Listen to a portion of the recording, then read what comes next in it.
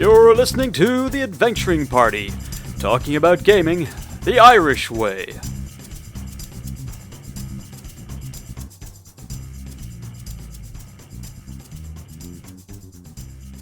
Welcome to the party. I'm Dave. And I'm Shane. And this week, we're going to call this a listener request. Not quite, I know our gigantic mailbag is sort of bulging at the seams with many an unanswered question, but this one is a personal request from one of our listeners to sort of dive into the concepts around. Well, they put it as a case of party roles and of people in a group sort of defining both mechanical and narrative roles ahead of time in the game. But when I was thinking about it, I didn't find the concept of the roles themselves to be that controversial or thing. And we've done previous episodes on them. But one of the aspects we hadn't have it is like, why do people reject this sort of session zero? Oh, I'm going to be the fighter. I'm going to be the team mom, sort of mentality. And I think one of the big reasons why people don't automatically think of doing that sort of prep work in their games is because there's a sort of unspoken assumption that they're going to discover all their roles and character points through play. And I find that really interesting because that's one of those really unspoken rules that seems to be relatively widespread in gaming circles. So I thought that was something worth discovering. Yeah, I agree. I could certainly think of examples uh, across the spectrum there. Yeah. Um, Just to be clarified to listeners who aren't certain what we're talking about, the idea of that we're talking about here is like how much of your character, both their stats and their personality and what they're going to do in the game, have you already decided before you start playing? And this is I think where you're going to get your different opinions, as people maybe don't think about like how much stuff they've already decided and how much stuff they're flexible and open about until they're actually at the table, and that's when their preferences unconsciously leak out. yeah, I think this is one that does lend itself to assumptions that bleed out, or pan out. Because like how you approach narrative is definitely like down to your mindset and assumptions. But also what system you're dealing with, because with say with a system with a lot of randomness in character creation, let's say older editions of D&D, say second edition and before, there your average table, there's going to be a fair chunk of randomness. Like you're not going to be able to plan out your entire character, you know, from even at level one. So you might not have access to certain character classes because you didn't roll well enough. But I think a lot, a lot of the concept, the assumption behind old school and their OSR descendants is that you kind of make do with what you have, and well, that character may or may not last long anyway, depending on your choices. Yeah. And there's also more things outside of the strict character building rules, such as magic items or blessings and curses from magic springs or gifts of the gods or what have you.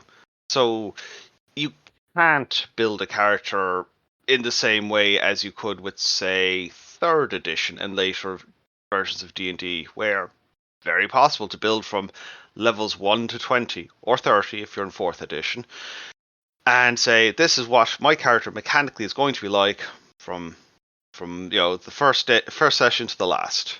Yeah, and as seen by the rise of Pathfinder and its thing, there is a definite big chunk of the gaming universe who does actually like that sort of building mentality, and to the point where there often there's a sort of rejection of randomness as a thing, and similarly a rejection of what one might call build derailment. I think an episode about 3 years ago I made the example of the person who has their heart set on being the two-handed fighter, and specializing into great sword feats and great sword prestige classes, and then one of their arms gets lopped off, and all of a sudden, they're being told, "Oh no, don't worry, you can find a magical blacksmith who'll make a stump knife +3 to go on your stump, and then you'll be able to fight just fine." And the player is just like, "No, I had a dream. The dream was this 20 level breakdown by feats and flaws and edges, and everything's ruined now." And Sorry. no, Well, again, depending on the atmosphere and setting and system of the game, you could look at that in a few ways, as in, oh, circumstances has ruined this reasonable expectation of seeing this build through to the end. Or if it's a more say more old school type game, well, things happen, circumstances have changed, and you've got to, what do you do now? Do you retire the character? Do you have the character play through the very understandable trauma of having lost an arm, or getting do you want to go Evil Dead with it and just start attaching stuff? yeah, and different players are going to have very different reactions to that. If you're a hardcore OSR player, I presume you're channeling your Bruce Campbell right now and saying, "Oh, I can imagine all kinds of things that can attach to this arm," but you're also going to get people who are saying, "Well, like this is too far for me. I didn't. This isn't what I wanted. I had a already built out a sort of flow of the game in my head, and I was looking forward to fulfilling that. I'd set myself, essentially, it's a kind of setting yourself goals and then hitting each mark along that track was the appeal to a certain Yeah, group of players. And that's understandable. Just swinging back to the session 0 stuff again, I think there's absolutely two elements that need to be examined, and they're somewhat related. But the first is roles within tactical roles within the party. Sorry. Mhm. Especially for a game like, say, 3rd or 5th edition D&D, where there's expectations that the party is going to have X amount of capability and Y amount of supportability by such a level. You kind of need to have a party that is capable of hitting those marks. If the game expects a certain amount of magical ability, say, to take on intangible enemies like ghosts, for example, Yeah. the party can't, like a session 0 where everyone's going on about how they're going to make a bunch of characters who will just do funny faces at enemies like that isn't going to work so well. Yeah. And that's part of the reason for a session 0 is to sort of set that expectation. And a good session 0 will demonstrate the world. But as I said, our anonymous questioner actually pointed out that the reverse is also true. A good session 0 will let the players feed back onto your setting and sort of set the flow of your game. He pointed out the example of Night's Black Agents, which is a gumshoe game made by Pelican Press, mostly working out of Ireland here, and mostly done up with the aid of award-winning writer Gar Hanrahan. Hmm. And he pointed out that the advice in Night's Black Agents includes the fact that when you have your session 0 and the players are sort of choosing the characters, that it also says you're essentially setting the genre of your campaign, and it'll point at archetypes in the rulebook and say, this archetype is good for, say, a very horror heavy campaign, whereas another archetype might be more better for a sort of pulp, Abraham Lincoln vampire hunter style vibe.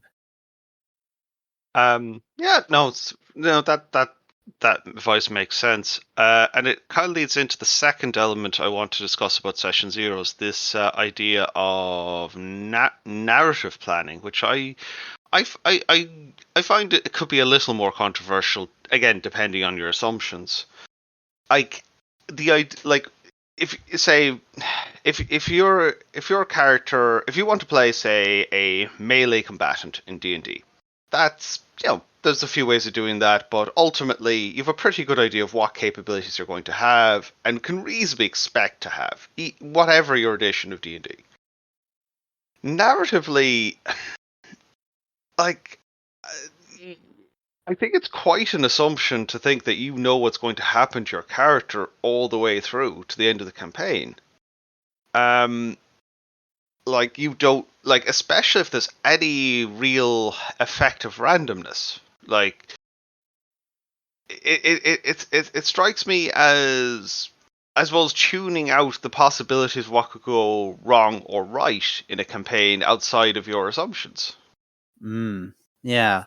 And you'll get people set on like, oh, my character is going to become a great knight, or will lead an army, and then sort of charge on to that wavelength, despite the fact that the dice and the game genre set by the rest of the players just do not agree with that kind of assumption, and that then you can get this real friction because someone doesn't have any give in their view of what their character was. And I mean, it is going to depend on your system. Some systems can compensate for, they can give characters a certain amount of control over their destiny, but and some will give none, and an awful lot of awful lot of systems will just hand that responsibility off the GM and make a call and say, you're the one who knows your players, you're the ones who set how definite or tricky a given player objective would be, which sort of makes the session 0 more important, because then, like setting yourself character goals is perfectly fine. Setting yourself secret internal character goals that are on your head and in your imagination, in your personal fanfic and character diary, and then never telling the GM about them, never actually pursuing them in game, and then complaining that you're not getting the things you want. That's the extreme version of that. But yeah, that's also a recipe for disappointment and frustration, like, and friction, as you say. I will say I do have an interesting example of characters discovering themselves during play. And a game called Las Vegas from Magnum Press. Magnum Opus Press. And it's written by one James Wallace, who, he's gotten some Emmy nominated stuff before, but So, Las Vegas is based on his own fugue system, which is out on Creative Commons, and the premise is that characters start with amnesia, and they end up having players end up having to describe stuff about their characters to begin with, and then each player gets to add on one more detail with some conditions, such as Bob has an acid scar on his back, as in, okay, where did that come from? And over the course of the game, there's a mechanic for flashbacks where characters remember that they can actually do things or know things, as in, I can read kanji. Like, I don't remember how I learned to remember how I learned kanji, but I remember reading it. And they are literally discovering themselves during play, which I think is quite an interesting premise. Yeah. So I'm guessing that the premise of the game is something like Hangover with guns. Yeah, the Hangover gets mentioned in the inspirations list. But yeah, they basically wake up outside Las Vegas and have to sort out what the heck happened. So definitely have to The, look into that sometime. But yeah. well, Sorry, Shane. no, go ahead. There's also an interesting wrinkle where the original adventure for Las Vegas is meant to be run in 4 sessions with with rotating GM, so that everyone gets to some secrets, that nobody knows the entire plot to begin with, which is an interesting wrinkle. Some of the reviews aren't keen on that bit, but it's an interesting idea. I like, to be clear, I have not run this myself or looked extensively at the plot. It's on the pile of things I might run at some stage. Oh, color me interested. I would say, yeah, that sounds like a.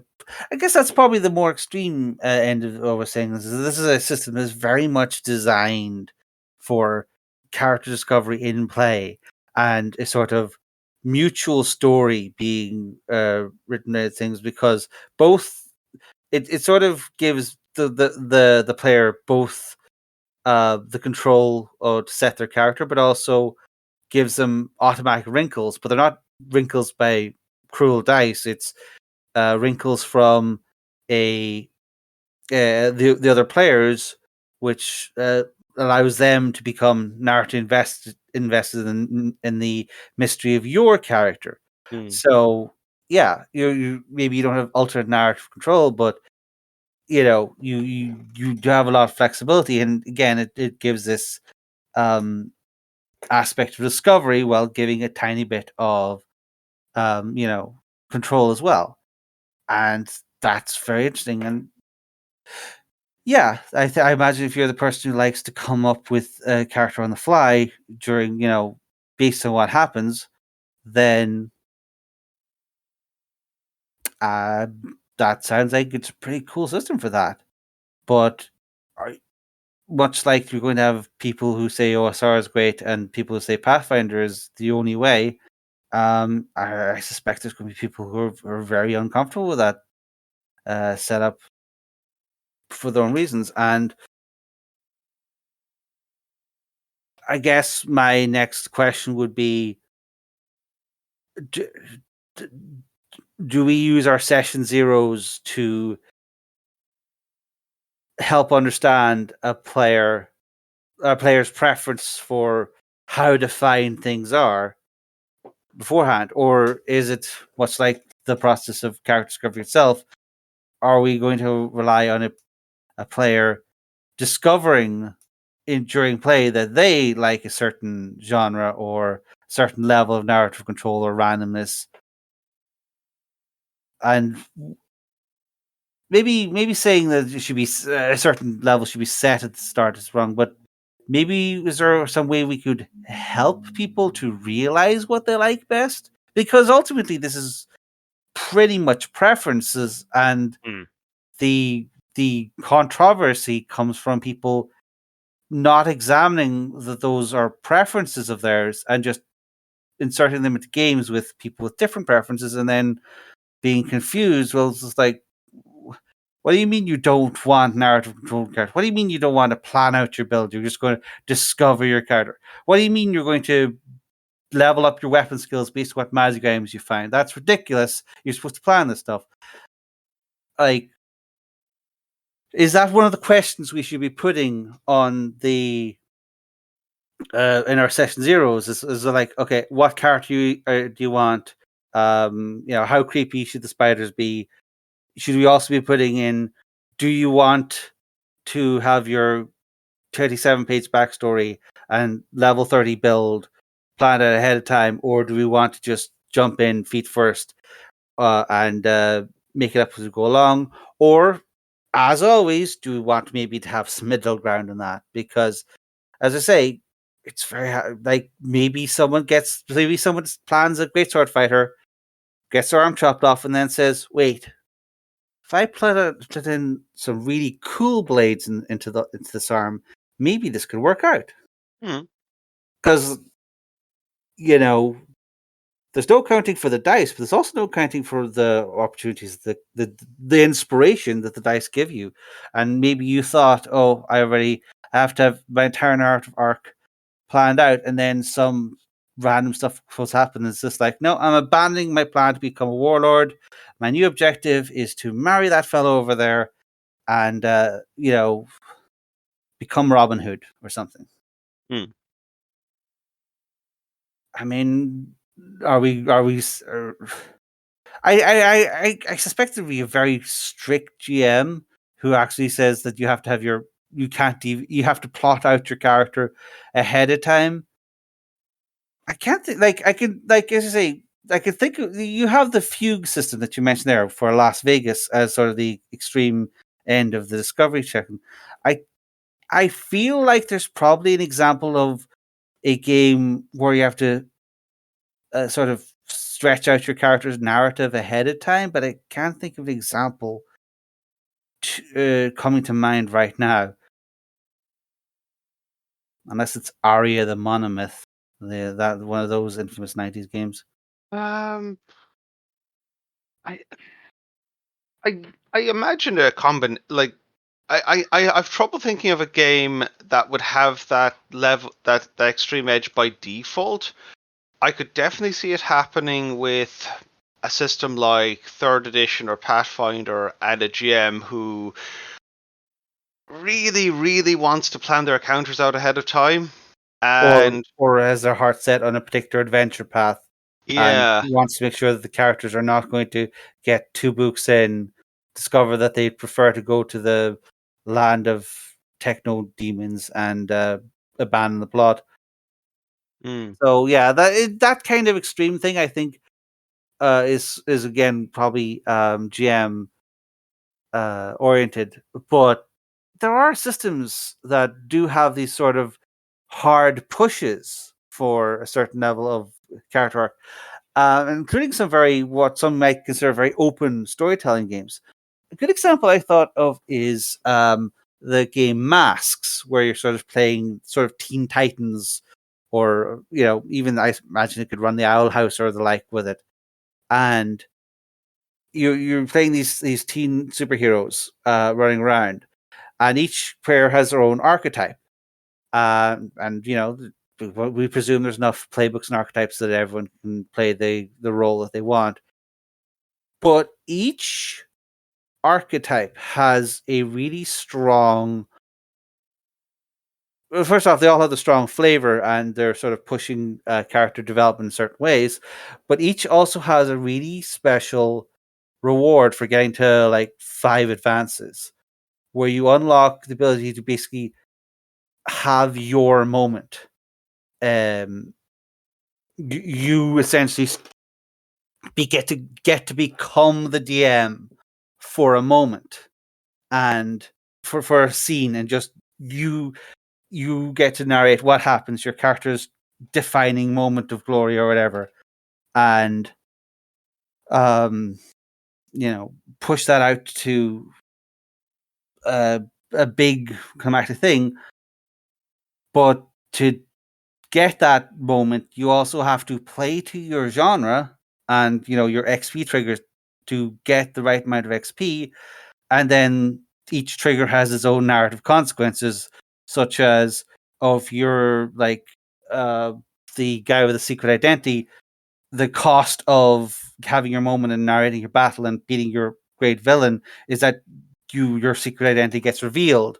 Or there's the Doomed playbook where you have your awesome moment and win the day, and then your character dies, and you have you have to start figure out the comic book way you come back or whatever. That does remind me of a mechanic in Warhammer 40k Deathwatch, where if you like, there's a fate point mechanic where you can spend them to use to get rerolls and things like that, and you can permanently burn a fate point to save the character from from death. But there's a special option when you're on your last fate point and you burn it, where you instead go out in a blaze of glory with there's a bunch of buffs effectively, and the character is just generally mowing down enemies or charging into the midst of hordes and just smashing them to pieces, and basically either winning the day or at the very least letting the others back off, and get out. So that kind of that I think that's actually a neat mechanic that is also narratively interesting and very much fits the ethos of the setting and that element of the setting. Yeah, and you get storytelling games.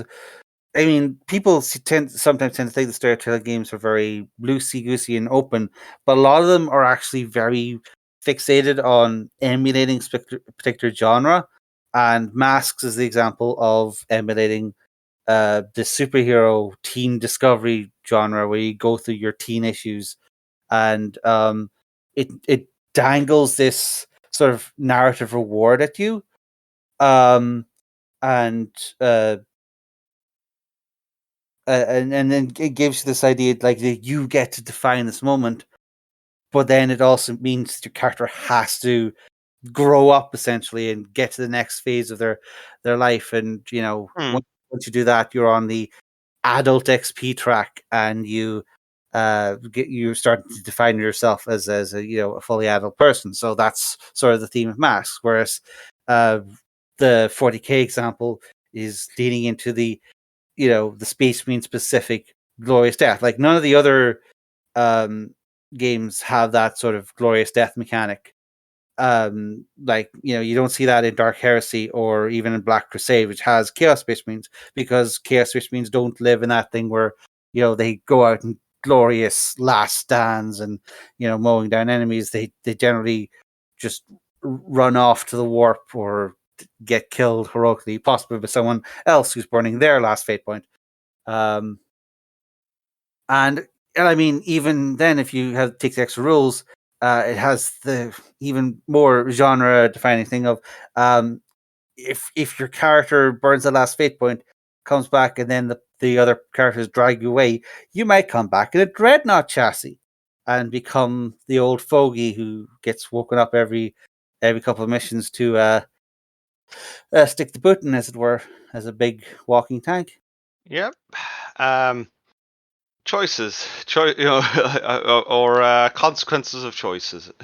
Yeah, and I again, like a lot of people would say that consequences and choices are a vital part of any gaming experience, but there's a certain desire to make some of your choices in very early. Like there's just like I would like to commit to X at the very start. And then there's some people who's just like, no. The choice will emerge. Like if I define the choice during character creation, I'll come up with something lame. Whereas if I do it in the moment in the game, it might mean more. And again, I don't think there's a definitive right or wrong answer. Although I do suspect that leaning more towards rigidity is possibly where Okay, I say that, and I immediately think of all the people who get annoyed when someone else is unrigid, and like just sort of go back to previous episode on torch dropping, where we're suggesting that people were sort of setting themselves up to be a certain way, and then in the moment they latch on to, oh, this is a cool narrative opportunity. I'm going to jump on that instead of the old plan, and the rest of the party are going, wait, this, like, why are you breaking character and breaking your already agreed on plot line just to do this? Oh, I rolled a natural 20, and the guy rolled a natural 1, and we're going to do this nonsense thing instead.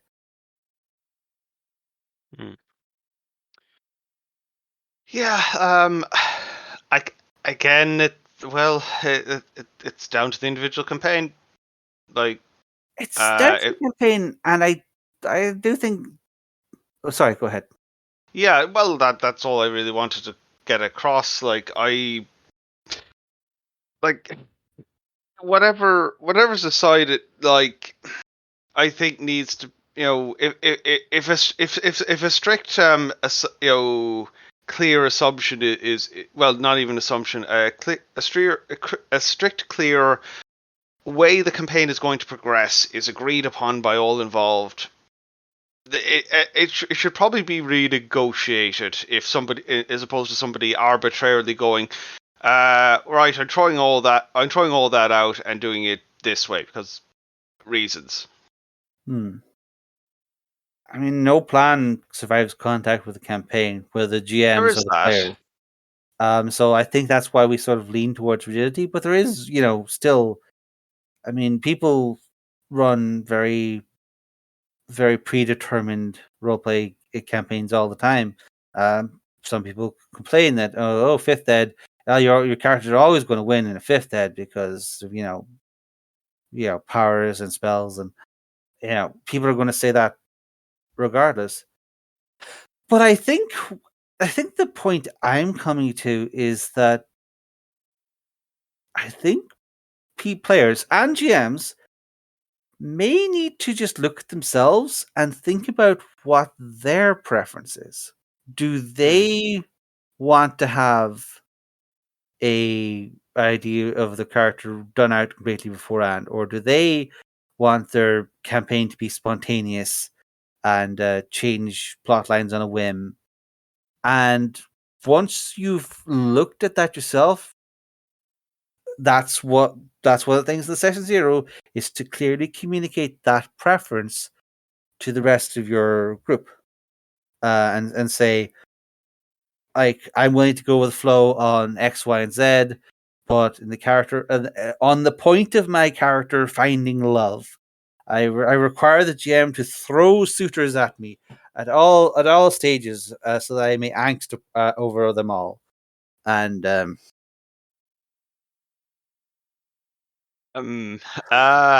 that would go down better in some campaigns than others. Yes. Just to put it lightly. Yeah, some people might say, "Oh, it's fine to have suitors, but you got to earn every single one of them. Start charging up those seduction checks, my man." And yeah, it is a thing that you're going to have to do. And I do think, like, to go back to the original question of setting your role narratively and dramatically. You think about how you like defining those things. Maybe you prefer to fall into a role, and maybe you think, or maybe during play you will discover that you are not the type of gamer that you thought you were, and maybe you want more structure or less, and you just didn't realize it. And on that note, I think this party is over.